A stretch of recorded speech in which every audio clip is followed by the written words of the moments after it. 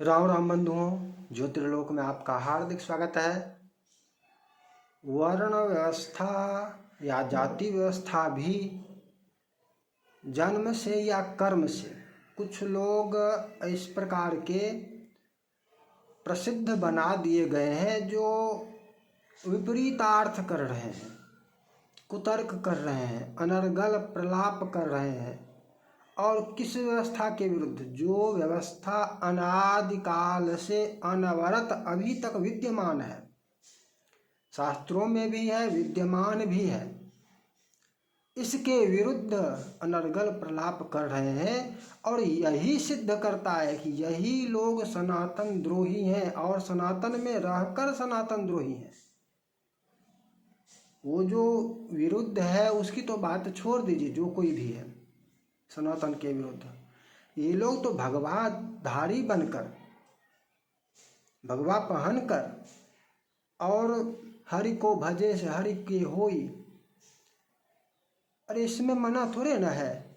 जिसको हरि का भजन करना है वो तो कोई भी कर सकता है, हरि का भजन कर सकता है, हरि की भक्ति कर सकता है, हरि का हो जाए। वहाँ पर वर्ण थोड़े ना है कि हरि का भजन से वर्ण की प्राप्ति हो जाएगी, वर्ण का परिवर्तन हो जाएगा। कर्मणा वर्ण कर्म से होता है। गीता में भगवान क्या कहते हैं, कैसे कहते हैं? जब अर्जुन, महाभारत काल में जब अर्जुन युद्ध भूमि में विलाप कर रहा था कि नहीं नहीं नहीं, सब तो अपने हैं, कैसे करूं, मार भी दूं तो भी क्या, इसे वैसे इत्यादि कर रहा था, तब भगवान श्री कृष्ण कहते हैं दूसरे अध्याय का 11वां श्लोक, पहले इसको तो देख लीजिए, फिर आगे भी समझेंगे और स्पष्ट हो जाएगा स्वधर्म क्या है। अशोच्यानन्वशोचस्त्वं प्रज्ञावादांश्च भाषसे गतासून गतासूंश्च नानुशोचन्ति पंडिताः। अरे जिसका शोक करना ही नहीं चाहिए उसके लिए तुम शोक कर रहे हो और पंडितों के समान बोल रहे हो। अरे पंडित भी जिनके प्राण चले गए हैं अथवा नहीं गए हैं, जाने वाले हैं, उनमें से किसी के लिए शोक नहीं करते। यहाँ पर एक बात तो स्पष्ट हो गया, एक तथ्य तो स्पष्ट हो रहे, एक कह रहे प्रज्ञावादांश्च भाषसे। यद्यपि यह दूसरे अर्थ में कह रहे हैं कि पंडित जन भी इस प्रकार का शोक नहीं करते हैं, तुम शोक कर रहे हो, इस अर्थ में कहते हैं। लेकिन पंडित कह रहे हैं, प्रज्ञावादांश कह रहे हैं, प्रज्ञावान कह रहे हैं। इसका क्या तात्पर्य है? यदि इसको अर्जुन को, ये तो स्वयं कह रहा है, पहले कह चुका है कि मैं भिक्षा मांग कर भी जीवन यापन कर लूँ वो सिर्फ अच्छा लगता है मुझे, लेकिन इन लोगों को मारना हमको अच्छा नहीं लग रहा है, उचित नहीं लग रहा है, मैं कुछ भी कर लूँगा। तो भगवान यहाँ पर कह रहे हैं, समझा रहे हैं, स्वधर्ममपि फिर पुनः अध्याय 2 श्लोक संख्या 31, स्वधर्ममपि चावेक्ष्य न विकम्पितुमर्हसि धर्म्याद्धियुधात् श्रेयोऽन्त्यक्षत्रियस्य न विद्यते। स्वधर्ममपि चावेक्ष्य, अपने धर्म को देखकर भी, न विकम्पितुमर्हसि, तुम भय करने योग्य नहीं है। अपने धर्म को देखो कि भय, युद्ध में भय नहीं करना चाहिए, लेकिन कंपित हो रहा है, इसलिए कह रहे हैं कि तुझे भय नहीं करना चाहिए, भयभीत क्यों हो रहे हो। तात्पर्य यह कह रहे हैं कि अपने धर्म को देखकर भी भयभीत क्यों हो रहे हो। भय तो नहीं करना चाहिए तुमको, भयभीत नहीं होना चाहिए कि युद्ध होगा तो क्या होगा, नहीं होगा। धर्म्याद्धि युद्धात् श्रेयोऽन्यक्षत्रियस्य न विद्यते। अरे धर्म युक्त युद्ध से, धर्म्याद्धि युद्धात् श्रेयोऽन्यक्षत्रियस्य न विद्यते, धर्म युद्ध यदि प्राप्त हो जाए तो क्षत्रिय के लिए इससे बड़ा कल्याणकारी तो अन्य कुछ है ही नहीं। यहाँ तो कहना चाहिए था कि कर्म से वर्ण होता है, जाओ ब्राह्मण बन जाओ, भिक्षाटन करो। अर्जुन ने तो कहा था कर्म से वर्ण हो जाएगा, जाओ करो। यहाँ पर तो कह रहे हैं कृष्ण भगवान की तुम्हारा स्वधर्म यह है, युद्ध करो। तुम्हारा स्वधर्म ब्राह्मण का कर्म ग्रहण करना नहीं है, ब्राह्मण बनना तुम्हारा धर्म नहीं है, कर्म से वर्ण नहीं होता है। यही तो कह रहे हैं। यहाँ पर विरक्त कर देते ना, वो यदि विरक्त हो गया था अर्जुन तो भगवान श्री कृष्ण विरक्त कर देते कि वो तो बाद में फिर कह रहे हैं कि सब मरा हुआ है, तुम युद्ध करो ना करो, मारो ना मारो, ये तो मैं मार ही दूंगा, ये मरे हुए हैं मार दूंगा। भगवान के लिए उन सबको मारना तो प्रश्न है ही नहीं, उस पर प्रश्न है ही नहीं। भगवान स्वयं गीता में ही फिर से कह रहे हैं, जहाँ कहीं भी हो इसको कह देते। यदि कर्मणा वर्ण होता तो कह देते कि जाओ भाई ब्राह्मण बन जाओ। कह रहे हैं नहीं नहीं नहीं नहीं, स्वधर्म, तुम्हारा स्वधर्म यही है और इसी से तुम्हारा कल्याण होगा। अपने धर्म का पालन करो, तुम्हारा धर्म है युद्ध करना। क्षत्रिय का, स्पष्ट रूप से कह रहे हैं, क्षत्रिय का धर्म युद्ध करना है। और धर्म युद्ध की यदि प्राप्ति हो जाए तो फिर यहाँ पर पीछे होने की चर्चा ही नहीं है। क्या स्पष्ट हो रहा है? स्वधर्म स्पष्ट रूप से कह रहे हैं, तुम्हारा स्वधर्म छात्र धर्म, क्षत्रिय हो जन्म से, इसलिए।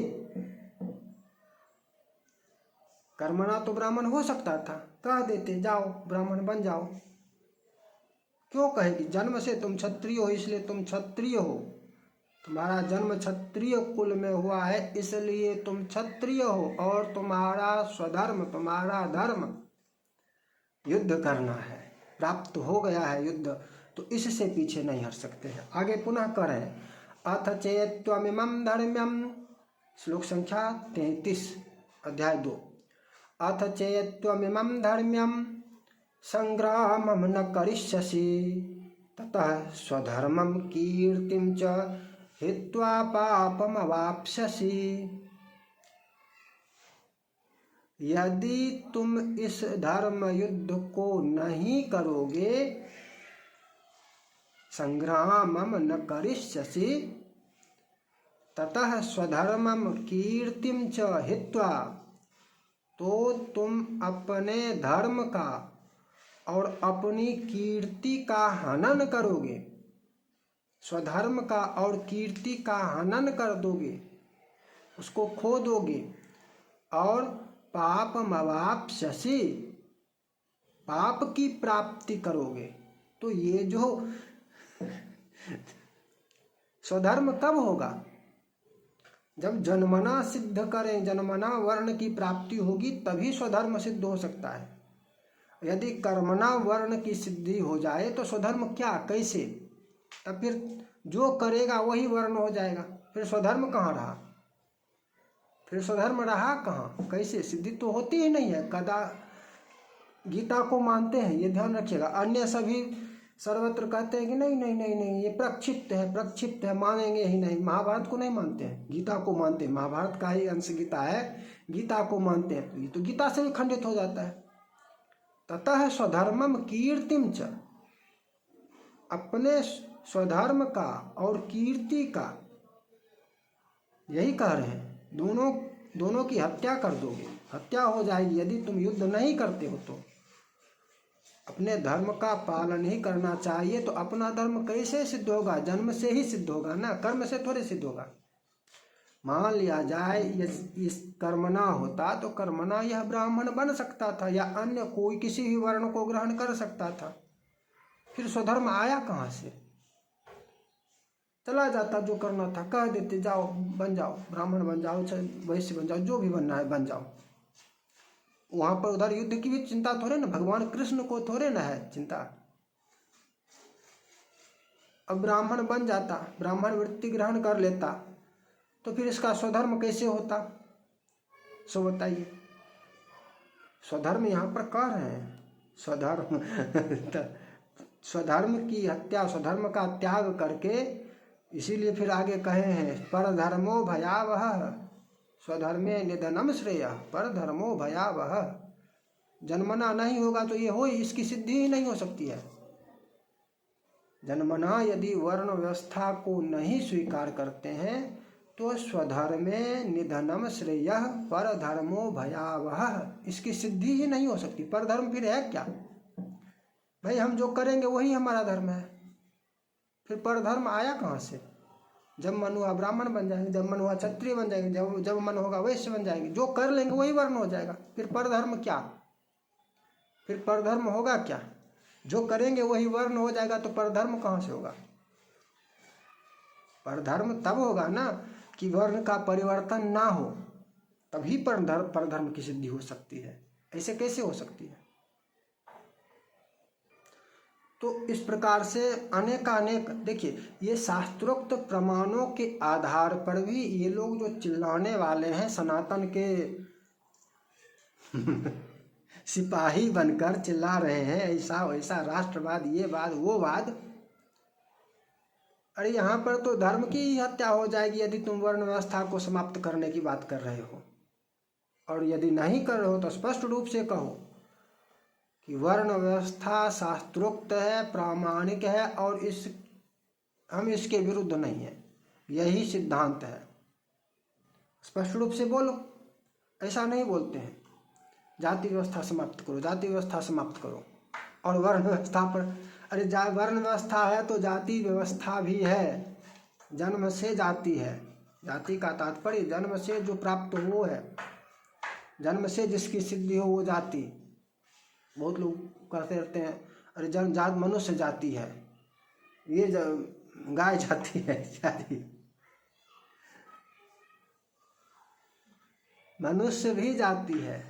और वर्ण व्यवस्था के अनुसार जो विशेष वर्ग बनता है वो भी जाति है। एक विशेष वर्ग, एक विशेष समूह, वो भी जाति ही है। जन्म से वहाँ पर प्राप्ति होती है, इसलिए जाति है। आज की चर्चा को यहीं विराम देते हैं। इस प्रकार की चर्चाएं हम पुनः करते रहेंगे। जय जय श्री राधे।